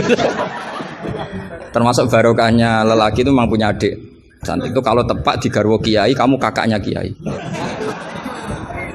Banyak orang awam tahu-tahu mertuanya kiai, barokahnya apa? Punya anak cantik, itu memang berkah. Maka Ibrahim pinter, beliau jawab ukhti, ini saudara saya. Sehingga dengan demikian beliau akan dihormati sebagai ipar. Tapi kalau bilang suami kan problem, pasti dibunuh. Sampai Sarah ini marah-marah, Ibrahim ditarik ke kamar, kamu itu nabi kok bohong. Jadi Sarah itu unik, kecewa dia, punya Kamu itu nabi kok punya? Iya nabi suami kok. Kalau suami bohong biasa, ini suami ya nabi. Nah, ini kan potongan-potongan biasa bohong. Tapi ini kan ya suami ya nabi. Kamu itu suami nabi kok bohong. Ya kalau nabi kan nggak mungkin bohong. Tapi kalau suami tok kayak sampean-sampean ini kan, wah mesti bodoh nih. Bar ngopi di perempuan cantik kok di ngopi, nang di, ya ngopi wae. Karena kalau menyebut warung kopinya pasti apa? Masalah. Makanya kalau dijawab ngopi ning di, kalau isinya apa? Yang jaga cantik di umatnya Rasulullah. Karena sekali disebut masalah. Itu akhirnya Nabi Ibrahim jawab, tidak ada di muka bumi ini orang muslim dan muslimah kecuali kamu dan saya. Maka fa'anti ukhti fil Islam. Kamu itu saudara saya dalam Islam. Terus oleh balaghah disebut itu tauriyah apa? Tauriyah itu kata yang tidak bohong tapi lafaz ini muhtamil. Lafaz ini mirip-mirip muhtamil. Jadi sebenarnya saya mengatakan sampean goblok itu goblok dalam hal maksiat. Itu kan keren. Sampean saja yang sudah tersinggung, wong darani goblok itu salah sampean. Padahal saya punya siapkan kalau ditanya Allah, hak mosok santri batal darani goblok. Goblok enggak tahu caranya korupsi, Gusti. Wah. Itu sebetulnya kalimat madkhin. Tapi kamu yang keburu suudzon sama saya, kamu anggap itu kalimat apa? Gamin. Itu resiko ilmu cekak itu. Sebetulnya di balaghah itu ada tauriyah apa? Ya, Mas pernah belajar tuh itu. Jadi tetap saja kisah-kisah ini melahirkan satu pelajaran. Karena kita tetap bisa menyimpulkan tadi. Zaman berhala itu ada di Sofa dan Marwah, berarti ada batil. Orang Islam tetap disuruh sa'i. Berarti la yutrakul haqqu li ajlil batil. Kemudian yang jenengan tadi tanya apa? Sampean pernah baca kitab itu? Khatam? Oleh menindak kok fasih. Benar-benar jujur. Benar-benar jujur. Yang tentang itu saja. Ya, yang enggak yang tentang qadhiyah itu paham. Redaksinya apa bahasa Arabnya? Wa yalzamu alal ami at-tamadzub. Terus bimadzhabin. Kitab itu yang termasuk mengkaji detail itu saya termasuk saking seringnya mengkaji itu pernah diberi hak keluarganya Basim di kamar Basim yang dipakai ngarang kitab itu dan di kursi yang dipakai Basim ngarang kitab itu. Jadi sudah jauh sekali ini kelasnya. Jadi saya gara-gara neliti kitab itu pernah diberi hak di kamar Basim di kursi yang pernah dipakai Basim. Pas itu yang memberi hak saya masuk itu Gus Fahmi sama Gus Hakim. Gus Hakim itu cucu Basim dari Mbah Mak Somali yang ngarang apa? Jadi Basim punya putri namanya Khairiyah. Khairiyah ini suaminya siapa? Yang di istri siapa? Mbah Mak Somali yang ngarang Sorof. Khairiyah punya putri namanya Abidah. Lah Abidah ini yang punya anak namanya siapa? Gus Hakim. Yang panggilannya Gus Kiki sama Gus Fahmi. Saya diberi hak di kamar beliau di kursi yang dipakai beliau. Jadi saya kemarin di Mbah Hamid juga gitu, di Kiai Idris di kamar Mbah Hamid Pasuruan di kursi yang dipakai Mbah Hamid. Karena kalau itu memang sebabnya nasab karena Mbah Hamid sepupu dengan Mbah saya kan sama-sama dari Lasem, apa? Jadi kalau kamu belajar mengutip, saya ini tidak sekedar mengutip sampai wanak tubuh makodamu apa? Wasarum itu. Jadi begini loh ya logikanya, kamu jangan terlalu kumo luhur bakas ikhtisan kok kayak wong alim gaya kamu itu sudah kacau-kacau gimana?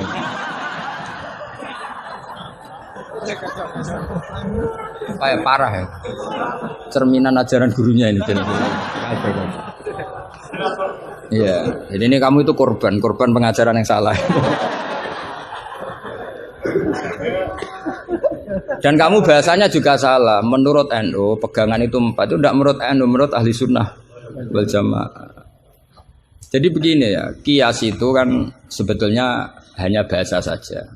Sebetulnya ya istihsan juga kias. Sebenarnya kalau kita karena ketika seseorang itu menomorsatukan Quran dan hadis, pasti istihsan ini juga tidak keluar dari Quran hadis. Ketika kamu katakan kias, itu juga tidak keluar dari Quran hadis. Maka pertanyaannya, menurut Dawud Al-Zahiri, sebetulnya kias itu ada apa enggak? Ya bisa saja enggak ada. Misalnya begini, Sampean tak bedhek aja ilmu yang paling gampang. Yang kamu pahami kias itu ada berapa? Aulawi, terus musawi sama adna. Yang gampang-gampang aja, yang masih amatiran saja. Kalau di usul fikih istilahnya apa? Lahnal khitab, fahwal khitab. Ngono kok lali yo ya. Aku sing wis tokoh nasional ilingan. Harusnya lupa itu saya pantasnya karena sibuk. Harusnya yang pantas lupa itu saya karena sibuk. Kalau soal Surya memang saya tidak minta, jadi itu anugerah sudah, anugerah khidmah. Saya juga sampai sekarang nggak merasa Surya biasa aja. Karena ya apa ya, kalau keluarga Quran itu beda. Saya ini kan dari keluarga Quran, bapak saya hafal, bapak saya hafal, sehingga apa ya bangganya itu sudah dengan ngitmai Quran. Jadi sampai hormatin tidak itu tidak ngefek sudah. Biasa munajat, kenal Allah, kenal makhluk biasa.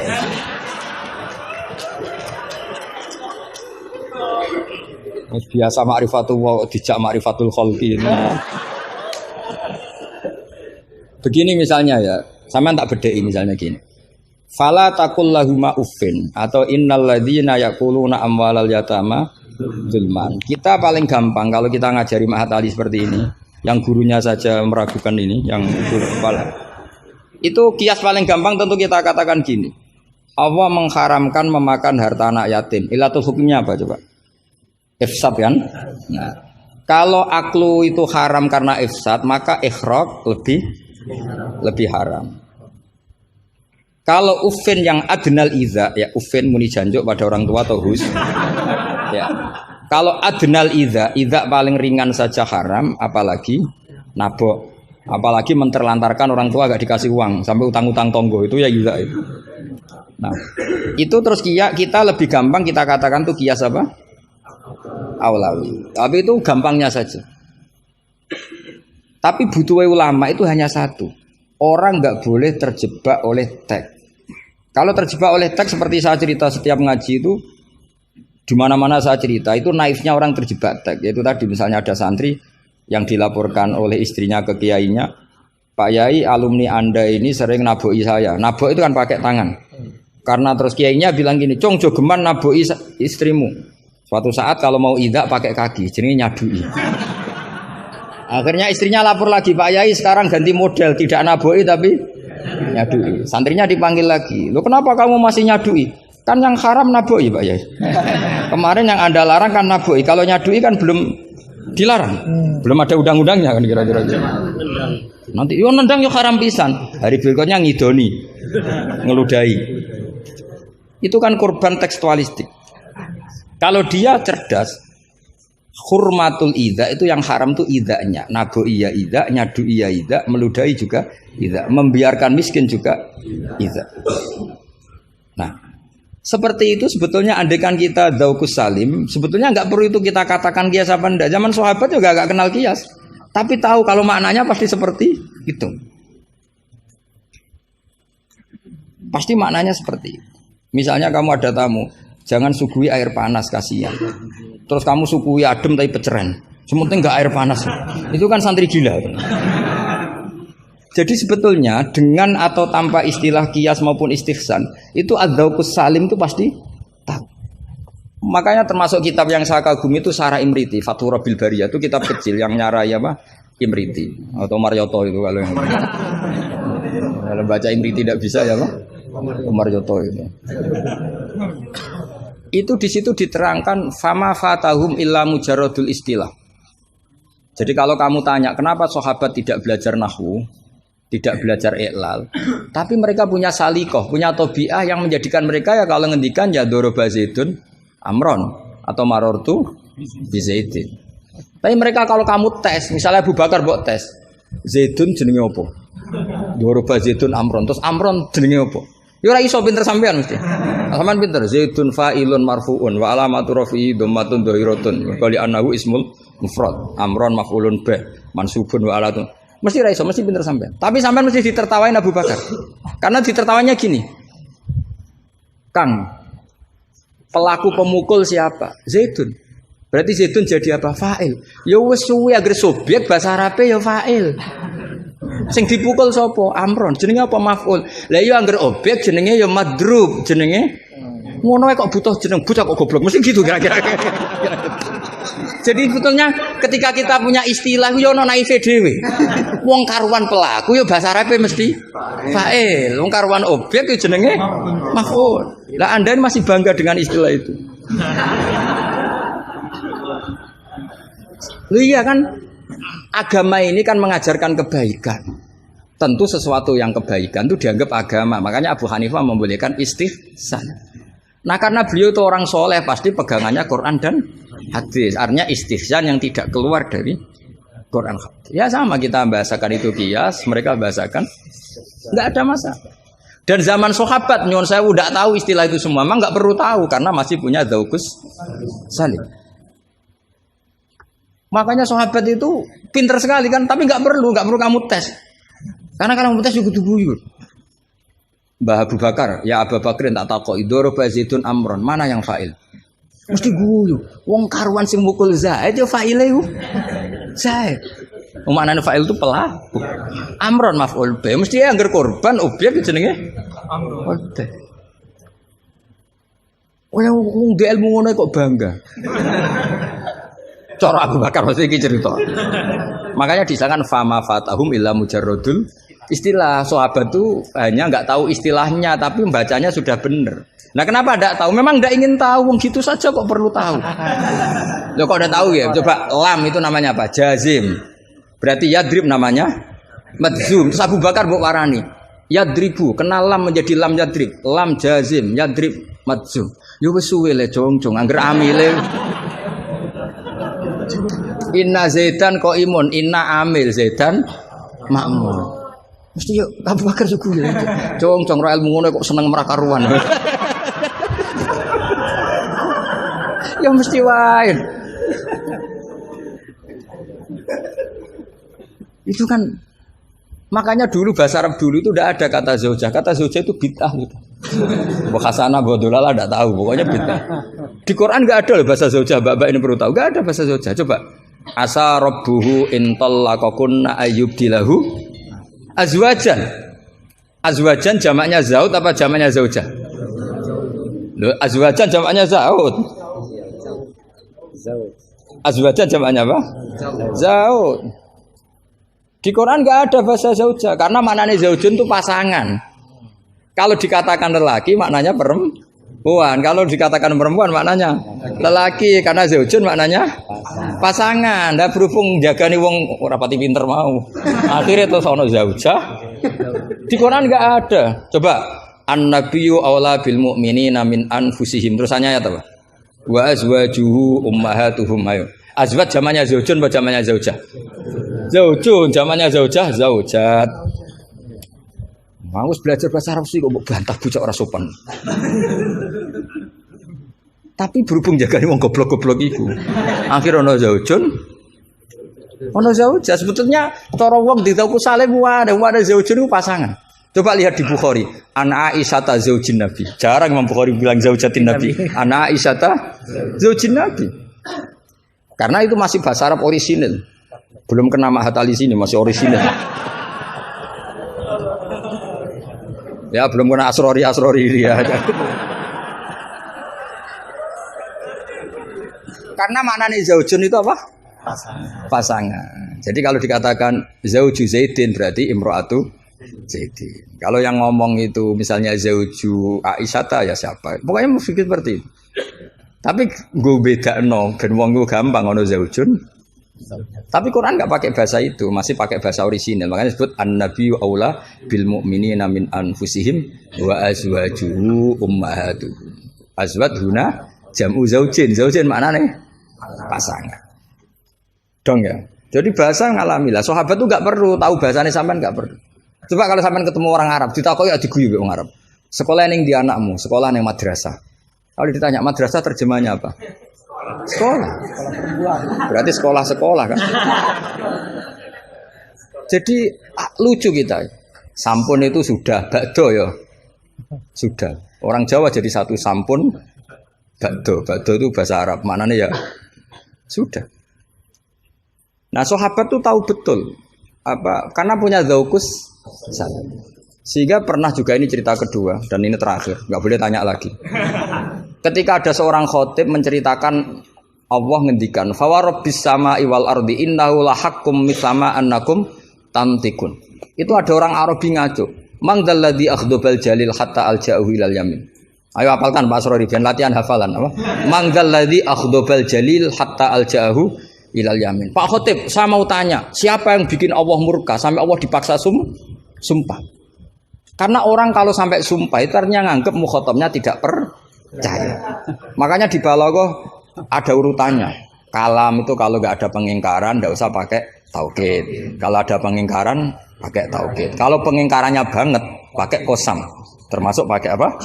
Artinya gini, kalau Allah sudah sumpah pasti indikasi Allah sedang duka.